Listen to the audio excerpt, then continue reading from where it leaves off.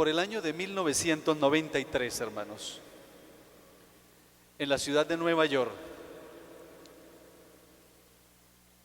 a orillas del río Houston, se llevó una exposición que millares de personas asistieron para presenciar. El título de la exposición en ese momento fue La historia del perfume. ¿Y quién fue la primera persona en utilizar perfume? ¿Fue un hombre o fue una mujer? ¿Ustedes qué creen? No fue ni un hombre ni fue una mujer.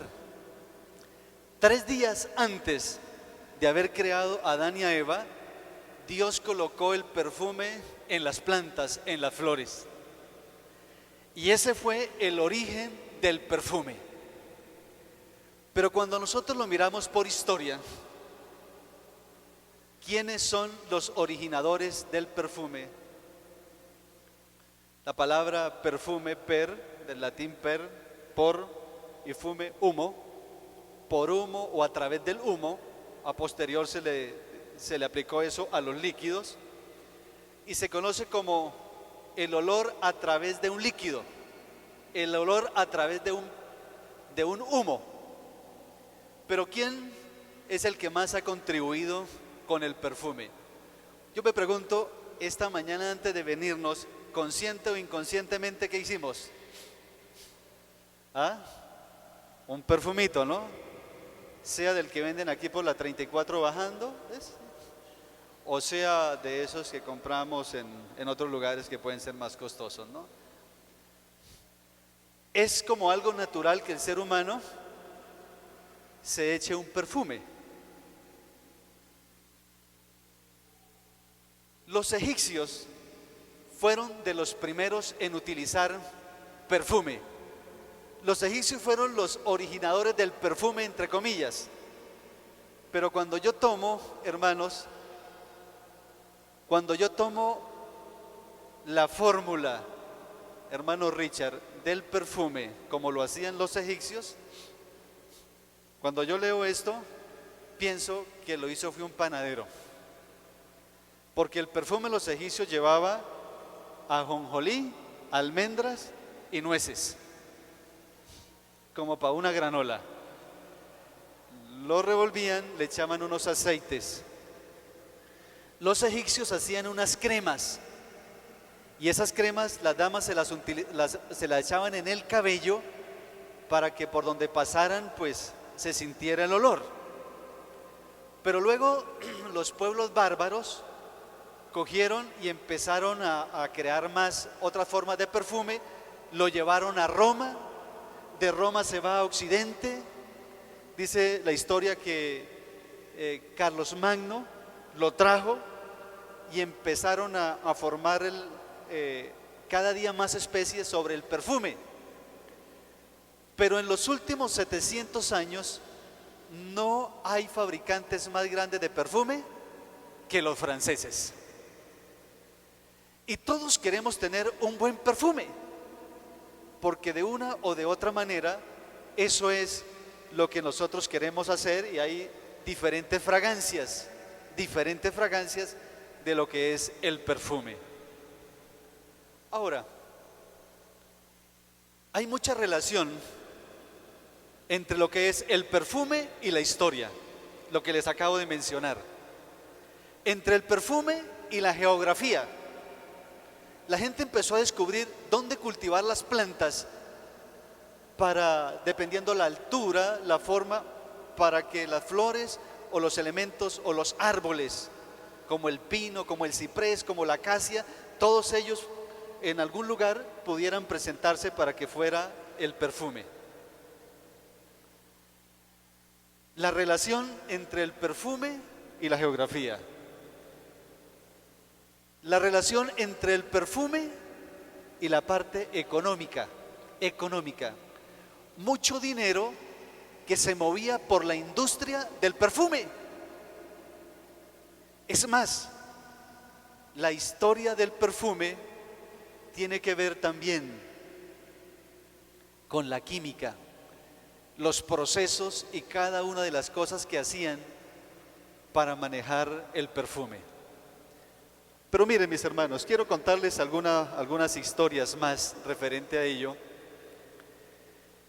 Un hombre que participó en la Revolución Francesa en el año 1798, Will Custer, dice la escritura que este hombre mandaba hervir sus ropas en perfume. ¿Ah? Mandaba a hervir sus ropas en perfume, porque él quería que por donde pasara, su ropa que oliese a perfume. Era un poco como modesto el hombre, ¿no? Y tuvo una idea genial. Will Custer libró a los perfumistas de pagar impuestos, así que la industria del perfume se disparó porque él quería que el perfume fuera algo especial. El hombre que mandó construir el hermoso palacio de Versalles, Luis XIV de Francia, podía consumir cerca de 30 botellas de perfume al mes. A mí un frasquito me alcanza para el año y eso bien cuidadito y me sobra, ¿sí o no? 30 botellas de perfume al mes. Siglo XVIII, Napoleón Bonaparte, 1,56 metros, el hombre que hizo temblar a Europa, pequeño pero inquieto, ¿no? Se gastaba 2 botellas de perfume al día. Modesto el hombre, ¿no? 60 botellas de perfume al mes.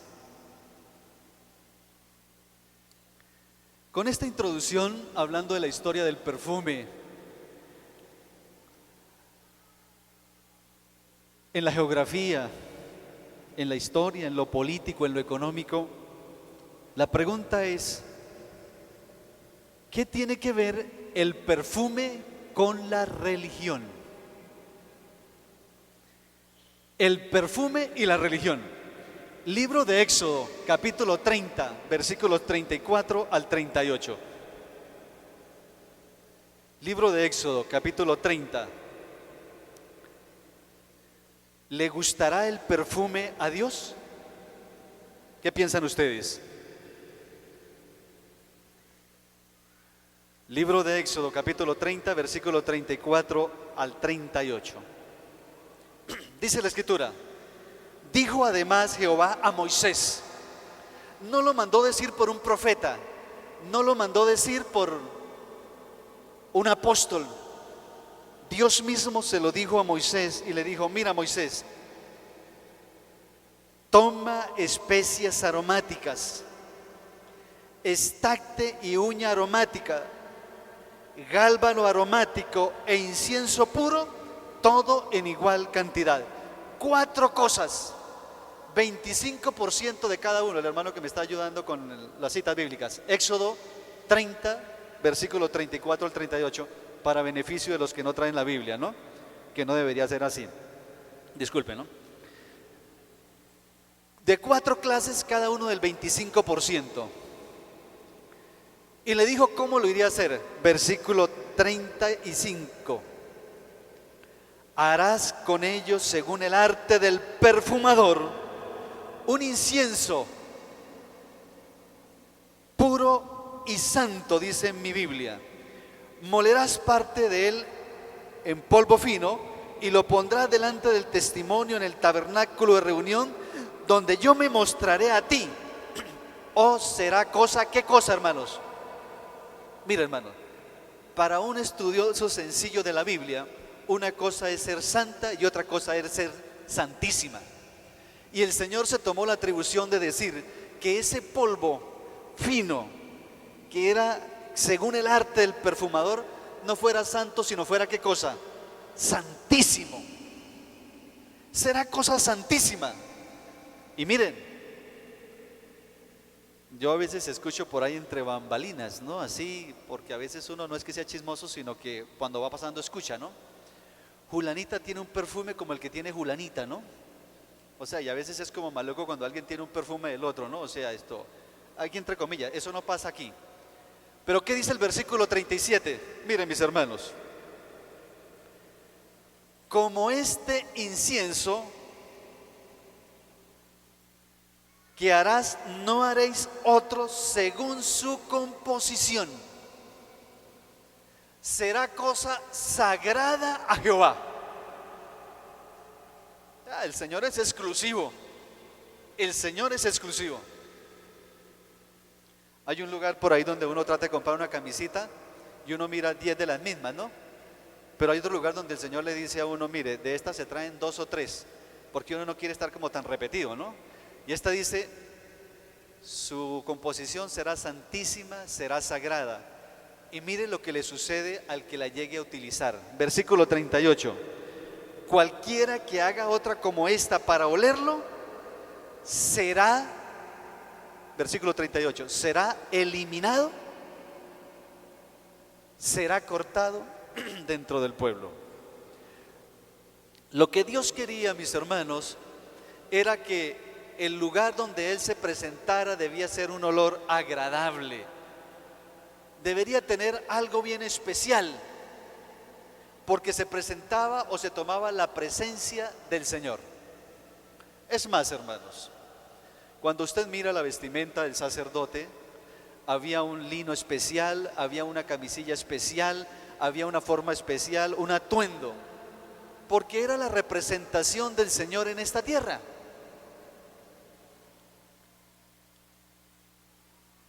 Se buscan los registros, porque esto lo ordenó el Señor aproximadamente 1500 años antes de Cristo, cuando el pueblo de Israel venía de Egipto e iba a Canaán.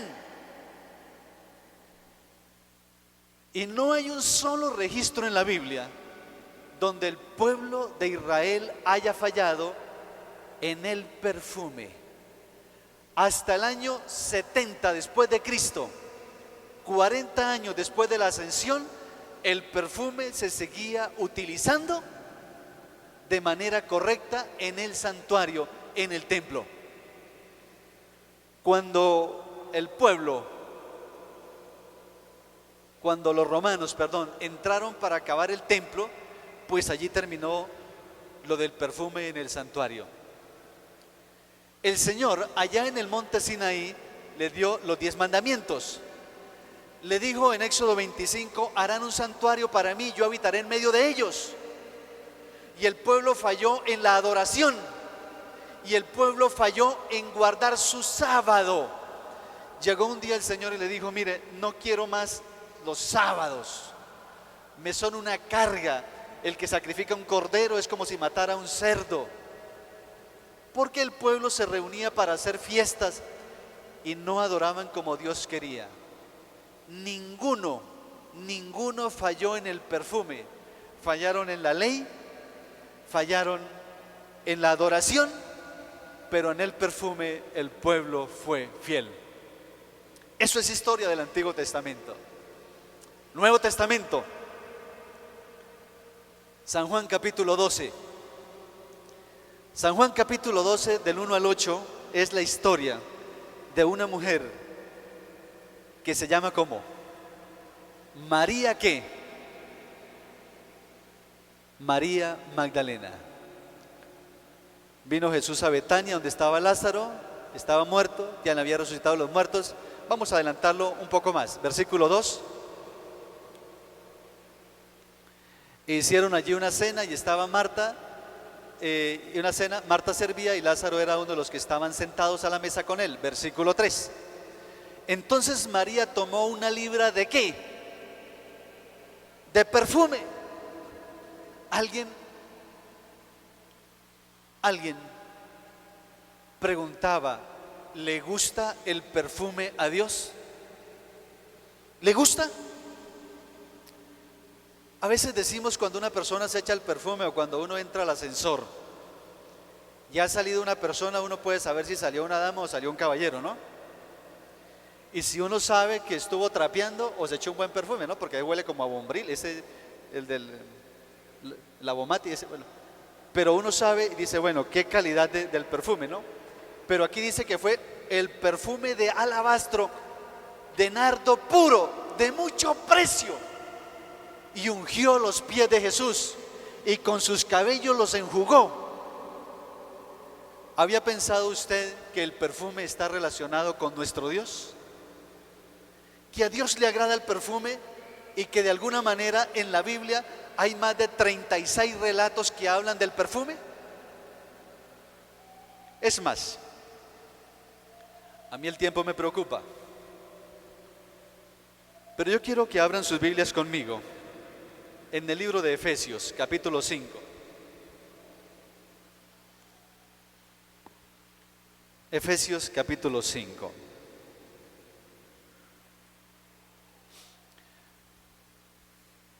Versículo 2, versículo 1. Efesios capítulo 5, Efesios capítulo 5, versículo 1. El Señor se toma allí un ejemplo y ¿qué dice? ¿Qué dice? Sed pues imitadores de Dios como hijos amados. O sea, vamos a entrar en la imitación. Versículo 2. Y andad en amor como también Cristo nos amó y se entregó a sí mismo por nosotros en ofrenda y sacrificio a Dios. ¿En qué cosa? En olor fragante. Mire, anden en amor, dice la Escritura, así como Cristo nos amó y se entregó a sí mismo por nosotros en ofrenda y sacrificio a Dios, en un olor fragante, en un perfume. El ejemplo de Cristo cuando estuvo en la tierra es lo que se llama el perfume. Cuando Cristo estuvo en la tierra, su vida, su ministerio, lo que Él habló, lo que Él dijo, es el perfume. Es el perfume. Eso es, hermanos. Todo lo que Él hizo durante su vida fue un perfume suave y agradable. Para Pablo el perfume significa la sumisión divina a la voluntad de Dios. Cristo vino a cumplir la voluntad de su Padre. Ese es el perfume, el olor fragante. Pero yo quiero, hermanos, en esta hora invitarles a abrir sus Biblias en lo que fue la lectura bíblica. En lo que fue la lectura bíblica. Segunda de Corintios 2, 14 al 16.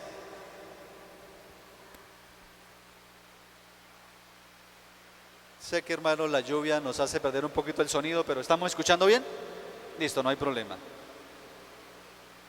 Que así como cae la lluvia, hermanos, caigan bendiciones sobre esta iglesia. Amén. Mas a Dios gracias, dijo el apóstol Pablo, el cual nos lleva siempre en triunfo en Cristo Jesús. ¿Y qué dice la Escritura? ¿Por medio de quién manifiesta el olor de su conocimiento? ¿Por medio de quién? ¿De quién? Nosotros un batallón. ¿Por medio de quién? Por medio de mí el Señor manifiesta el olor de su conocimiento. Y aquí es la parte donde me preocupaba y quería llegar. O sea, estoy llegando al punto en el cual quiero reflexionar. Por medio de nosotros manifiesta el olor de su conocimiento. Y aquí me podía extender, hermanos, 1 y 2 horas. ¿Manifiesta usted el conocimiento de Dios? Mire, para mí es un desafío y para mí es un punto en el cual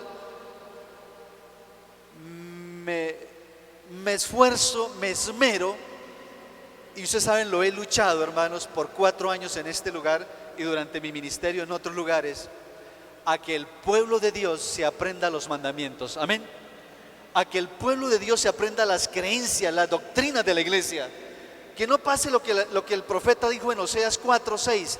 Mi pueblo se perdió porque le faltó ¿qué cosa? Conocimiento. Por medio de nosotros manifiesta el olor de su conocimiento. ¿A qué huele usted, hermano? Y aquí en esa palabra olor significa testimonio. Testimonio. Y aquí en adelante vamos a hablar de testimonio. Cuando usted se encuentra con una persona, la influencia suya para esa persona es mejor que antes que lo encontró, o usted es una influencia negativa. Piénselo. Dentro de los amigos que usted tiene, ¿usted es una influencia positiva? ¿Usted es un testimonio para los demás? No olvide que el olor del conocimiento es la influencia de la palabra de Dios en mi vida. Lo que el Señor ha hecho en mi vida, yo debo transmitirlo. Yo debo decirlo. Y es más, mis hermanos, versículo 15. Versículo 15. Porque para Dios somos, ¿qué cosa, hermanos? O sea, saber, hermanos, que cuando usted, el Señor lo mira, dice: ah, este es mi hijo, es un olor agradable, porque Él se untó del perfume de la sangre de la cruz. Amén. Ese es el cristianismo. Ese es el cristianismo. Una de las cosas a las que yo le huyo, no porque no sea capaz de defender la doctrina, es cuando tengo que entrar en discusión con una persona que no tiene mis creencias. Yo no saco nada con discutir con una persona y que él se vaya enojado. Llega una persona, toca la puerta, y son esas personas que tocan la puerta y van a hablar con nosotros, de estos que hacen la obra misionera y lo hacen bien. Entonces yo, con el ego allá arriba en la nube, le digo: déjemelo, ¿no? O sea, cosas malas que uno hace, ¿no? Entonces abrió la puerta y entonces salió y: no, mire, no sé si usted conoce lo del fin del mundo, aquí, allá, esto, sí, cómo no, y usted sabe que va a haber un nuevo reino, y en fin. Yo le digo: ¿usted cree en los mandamientos? Yo le digo: ¿usted lee la Biblia, señor? Yo le dije: alguito, o sea, alguito, sí, alguito. Yo era estudiante de teología, ¿no? Entonces yo le hice la pregunta: ¿usted cree en los mandamientos? Mira, pues los mandamientos, esto, tal, y empezó, ¿no? Y yo le dije: ¿me permite su Biblia? Y le busqué, ¿no? Salmo 119, 115, ¿no? Porque me dijo que los mandamientos no. Y le dije: apartaos de mí, malditos, que yo guardaré los mandamientos de mi Padre Dios, ¿no? Porque a uno, y así dice la Biblia, no está bien, hermanos, no está bien. Cuando yo digo: para Dios soy de grato olor, es porque yo debo ser una influencia positiva. En el libro Servicio Cristiano, en la página 87, dice: el mundo será convencido no por lo que se enseña en el púlpito, por eso hice mi ejemplo, sino por lo que la iglesia viva. ¿Cómo, hermanos? El mundo será convencido no por lo que se enseña en el púlpito, sino porque lo que la iglesia viva. Estaban celebrando el 20 de julio. ¿De qué año? Yo estaba pequeño, no sé. 20 de julio en mi escuela. Yo estudiaba por alguna razón en un colegio que no era adventista ese año. Entonces pusieron a los de un grado. Yo he tenido que salir del pueblo por razones de estudio, y pusieron a los alumnos de un grado a hacer los criollos, y en el otro lado los chapetones, ¿eh? Lo cierto fue que yo estaba entre los criollos. Yo venía del pueblo, más abajo de ese pueblo grande, imagínense, con esa que era campesino. Entonces: usted va a ser de criollo. Y entonces el arma mía era un palo, un palito, porque nosotros éramos de los que estábamos defendiendo lo del 20 de julio, ¿no? La profesora sabía que yo era adventista porque yo no iba a las convivencias, porque no me confesaba, porque no hacía esto, lo otro. Y el otro grupo eran los que tenían unas armas de juguete. Y entonces reunieron a toda la escuela, y cuando nos estaban haciendo el ensayo dijeron: bueno, ustedes hacen que hay una pelea allí y no sé cuándo, ¿no? Y allí se tranzan y usted levanta el palito y esto y lo otro. Pero yo tenía una mala costumbre hasta el día de hoy, que yo cargaba una navajita. Siempre me la cargaba porque eso me enseñaron, ¿no? Yo la cargaba allí, pero no era para nada malo, ¿no? No era nada malo. Entonces, en el ensayo nos dijeron que era solamente como un jueguito, ¿no? Un jueguito y usted, el niño adventista que era yo, ¿no? A este lado, con un palito aquí, ¿no? Entonces, un muchacho de los que había del pueblo, un poquito más grandecito que yo, dijo, cuando esté allá le voy a romper la nariz. Pero esas cosas de niños, ¿no? Y nos fuimos, él tenía un revólver de esos de dardos, que solamente se dispara y totean, pero no sale nada, ¿no?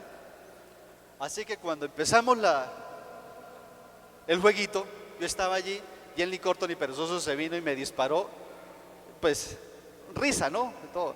Y cogió y me pegó en la nariz, me lo cumplió, me pegó y yo me sentí que me salió sangre y me he ensañado y cogí mi vara y barazo la cara y le salió sangre. Entonces tenía un hermano y se me vino, para usted también, ¿no?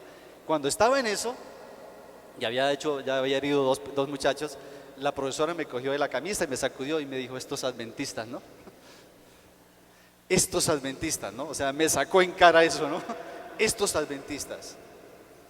A veces la gente nos dice, hermanos, por el testimonio, estos adventistas, ¿qué testimonio da usted?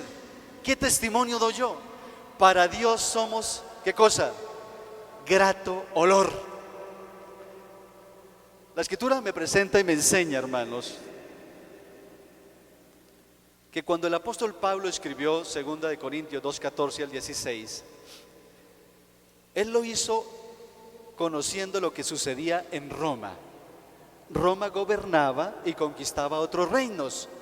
Y entonces cuando traían a otras personas que habían conquistado, ese es el contexto histórico, delante echaban los elefantes, los tigres que habían conseguido en esa conquista y llevaban gente amarrada con cadenas, y por los lados iban las personas que llevaban incienso y había música y había jolgorio y llegaban hasta el Arco del Triunfo. Y entonces por eso es que el apóstol Pablo dice que de alguna manera cuando el pueblo de Dios va por este mundo, hay un olor de vida y hay un olor de muerte. Para los cautivos el olor era de muerte porque ese olor les significaba muerte, pero para los que habían ganado la victoria, eso era olor de ¿qué? De vida. Por eso la Escritura dice, versículo 15,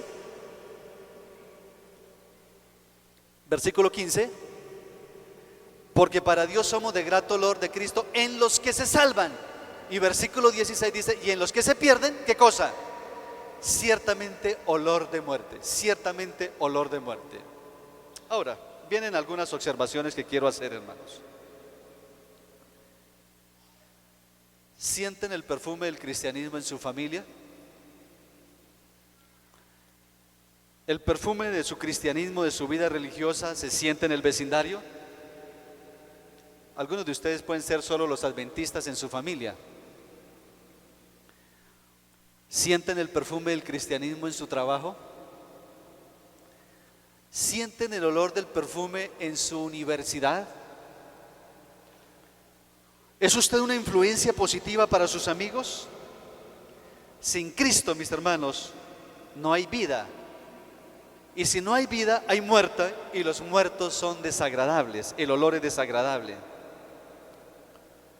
¿Cuál es la fragancia de su vida, hermanos?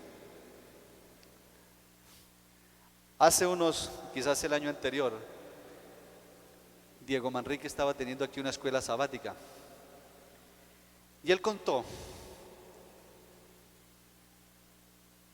que había comprado un perfume por allí por la 35. Yo sé que él utiliza buenos perfumes, pero compró uno por ahí por la 35 de estos que viene en un potecito plástico que le dan a uno casi medio litro por 20.000, Diego, sí, eso. Cuando el original puede valer 250.000. Y él dice que el olor parecía, pero ¿qué pasaba con ese olor? Se va rápido, se va rápido. Yo quiero que ustedes tomen unos textos y voy a ir de manera rápida. El primero de ellos está en el libro de Eclesiastés, capítulo 10, versículo 1. Libro de Eclesiastés, capítulo 10, versículo 1. ¿Qué sucede cuando hay un cristiano y busca a Dios y comete un error? ¿Qué sucede? Las moscas muertas hacen heder y dar mal olor. ¿A qué cosa? ¿Al qué? Al perfume del perfumista. Así una pequeña locura al que es estimado como sabio y honorable. ¿Me hago entender, hermanos? Su testimonio es correcto, es íntegro, es puro. La Escritura dice que así como una mosca cae en un pote o en un lugar donde están haciendo el perfume y lo daña, así pasa con una locura en el cristiano. Se pierde el testimonio. Nos recuerdan siempre por el error. Nos recuerdan siempre por el error.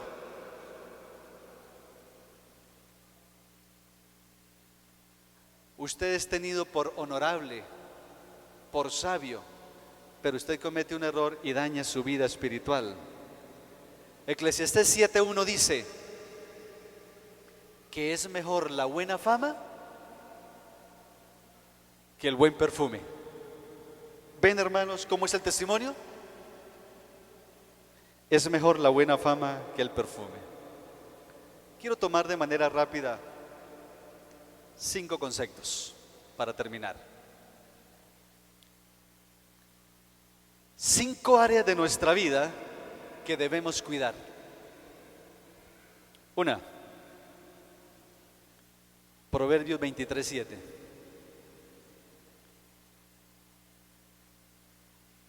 Dice la Escritura en Proverbios 23:7, porque ¿cuál es su pensamiento en su corazón? ¿Qué cosa? Tal es él. Según el pensamiento del ser humano, tal es él. Entonces dice, una de las cosas que debemos cuidar es ¿qué cosa? Nuestros pensamientos. Por eso el apóstol Pablo escribió en Efesios 4:23, renovados en el espíritu de vuestra mente. Renovar nuestra capacidad de pensar. Segunda cosa, Efesios 4:29.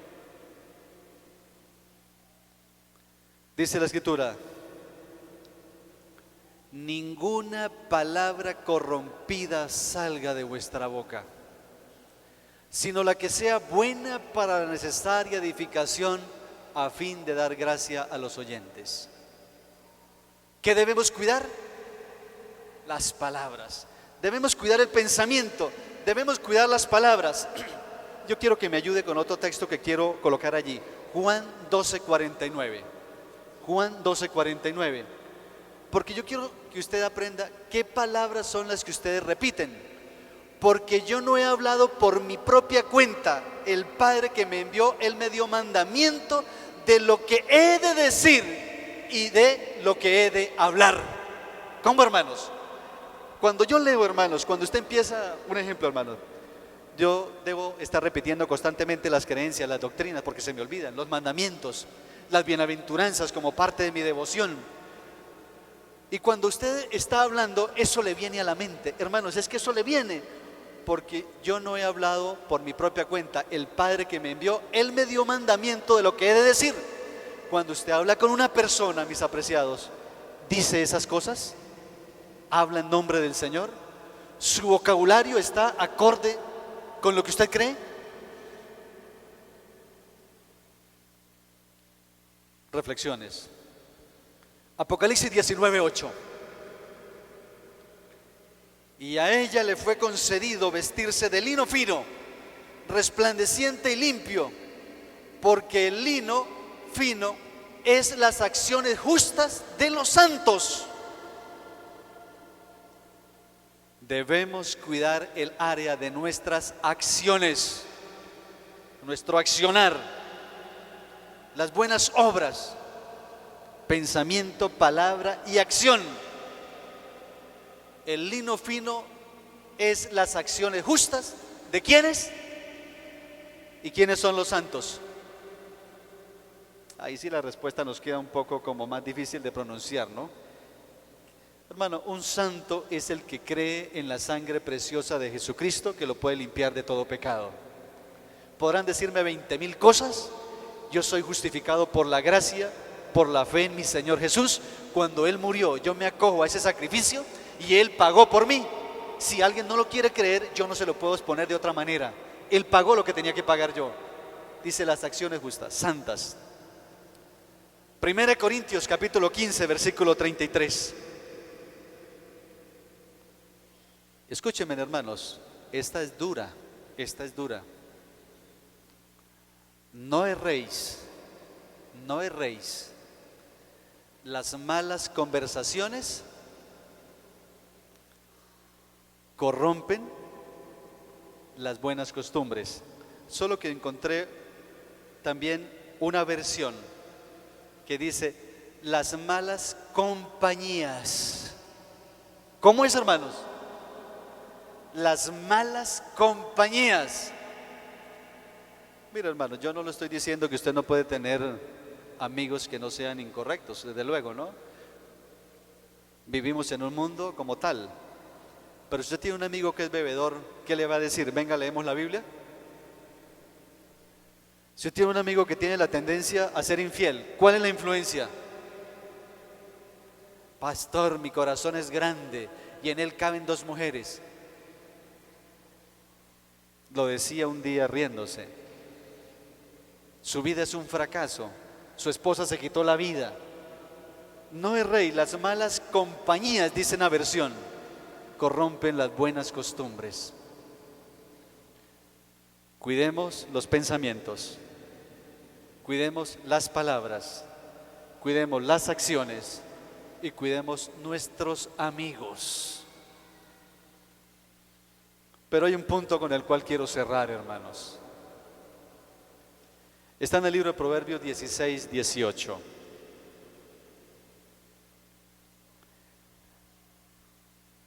Dice la Escritura, antes del quebrantamiento es la soberbia, y antes de la caída, la altivez del espíritu. Perdone que le diga, hermanos, cuide el área de su humildad. El diccionario de la Real Academia dice que humildad es la capacidad de reconocer nuestras limitaciones y de actuar conforme a ese conocimiento. La humildad, cuando yo me presento delante del Señor y digo, Padre, yo soy mal hablado. Padre, a mí se me sube el ego. Padre, yo soy soberbio. La humildad. Antes de la caída, la altivez de espíritu. Cuidemos la humildad, cuidemos las compañías, cuidemos las acciones, cuidemos las palabras y cuidemos los pensamientos, porque todo ello conforma lo que se conoce como el carácter. Y el discurso maestro de Jesucristo en la página 77 dice, el carácter es la gran cosecha de la vida. Sociedad de Jóvenes de la Iglesia de Landazuri, por allá por el año 1980. Aprenderse de memoria palabras de vida del gran maestro, página 266. Nadie diga, no puedo remediar mi defecto de carácter. Si llegareis a esta conclusión, dejaréis ciertamente de obtener la vida eterna. Ascended por la escalera del sacrificio, aunque eso represente penoso esfuerzo y sacrificio. Nadie diga, no puedo remediar mi defecto de carácter. Si llega a esta conclusión, dejaréis ciertamente de obtener la vida eterna. Hermanos, la vida cristiana, el mejor sermón es un testimonio fiel de que usted es un hijo de Dios, que usted es un representante del Señor, que en su forma de vestir usted no es cuestionado, que en su forma de hablar usted no es cuestionado.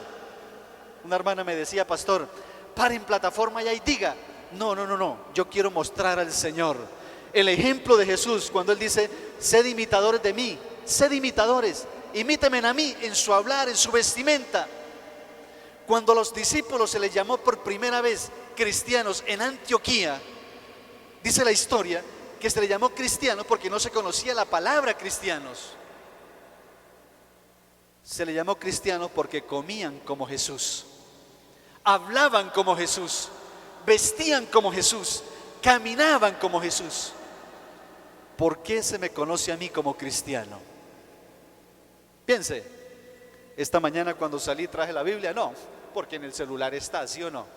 Yo nunca he estado de acuerdo ni estaré de acuerdo con eso. La Biblia es la Biblia, y cada vez que yo saco el celular lo primero que me bota es un WhatsApp. El celular es un WhatsApp. Cuando yo abro la Biblia, lo primero que ella me da son versículos, palabra de Dios.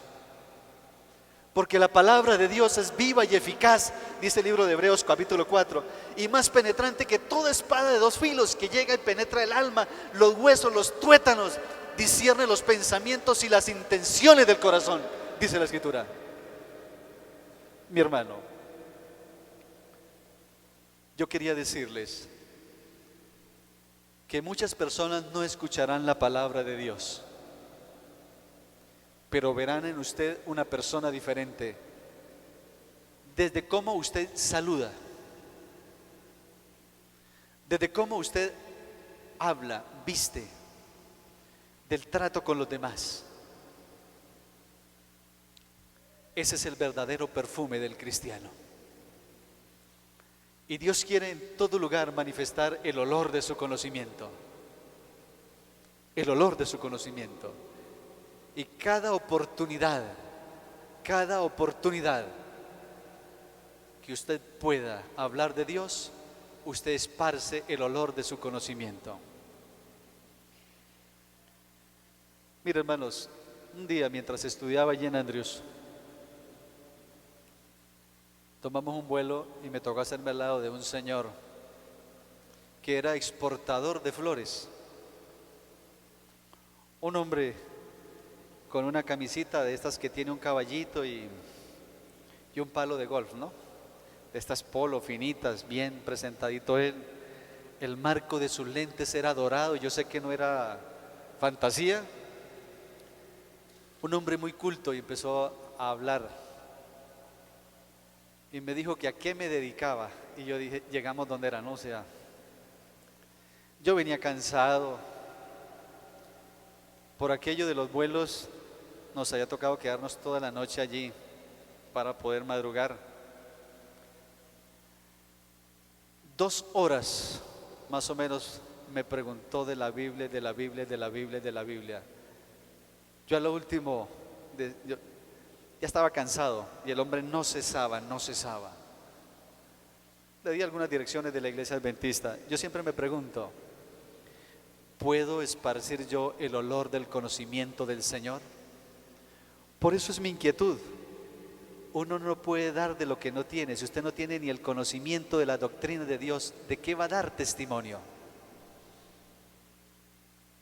¿Cuál es su fe? ¿Cuál es su creencia? Mis apreciados, el Señor dijo, vosotros sois la luz del mundo. Vosotros sois el perfume. Vosotros sois la sal de la tierra. Yo me sentiría honrado de ver que un adventista del 7º día, donde se pare, alguien le diga, este es un verdadero cristiano.